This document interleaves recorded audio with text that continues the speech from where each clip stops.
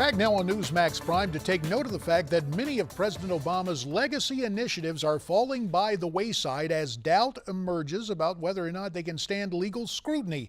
One of those key areas, immigration. Earlier this week, his executive amnesty blocked for a second time, a victory for Texas and the 25 other states challenging his executive actions. Joining us now, Michael Bekesha. He wrote several filings for Judicial Watch in support of the states challenging our president's actions. Michael, it's great to have you here on Newsmax Prime.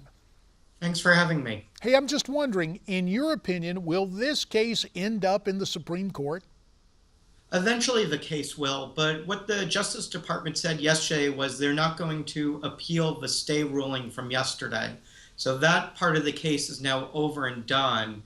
And the Justice Department and the states will be back in court in July. They have oral argument on the merits of the case, and depending on how that goes, it may go to the Supreme Court, but it won't be until the fall. And this summer, the venue will remain the 5th District Circuit Court there in New Orleans? That's correct. It's the same venue and the same judges. So yesterday or the other day, the judges said, we don't think it's likely that the federal government is going to succeed. So they have an uphill battle now to go before the same 3 judges to try to convince them that they were wrong the first time. You have filed amicus briefs in the past. What will Judicial Watch do now, Michael? We're going to continue monitoring the case. We've already filed an amicus brief on the merits. We filed on behalf of state legislators from around the country. And we're going to continue monitoring the case and see what happens next. And if it goes up to the Supreme Court, Judicial Watch will be involved there as well. All right, let's talk about another issue that showed up in court today as a federal judge blasted the administration after they motioned to dismiss the lawsuit brought against the president, and specifically Obamacare, by House Republicans. Does this signal more trouble for the administration? It definitely looks like it could. Regardless of how the court rules, the administration has to have defended every single executive action it has taken in courts. And, I think the courts from the beginning, the American public has been outraged and fed up with this president and this administration flouting the rule of law. And I think the courts have finally caught up to it. And, now it's for us to wait and see what's going to happen.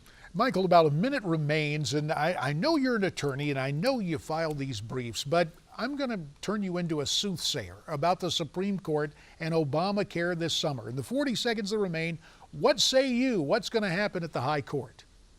I think the High Court is taking a very serious look at Obamacare and everything involved, and, it's going to come down to a ruling. I really don't know how they are going to rule, but what I can say is, Judicial Watch is watching. We're making sure the court does what the court's supposed to do.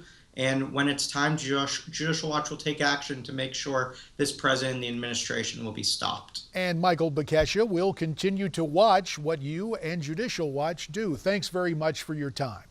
Thanks for having me. We've been getting a lot of feedback on this topic and other stories via social media. Here are some of the things you're talking about.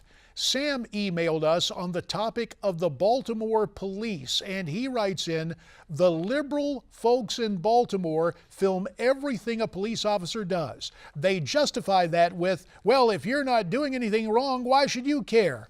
That's the same argument that proponents of the Patriot Act used.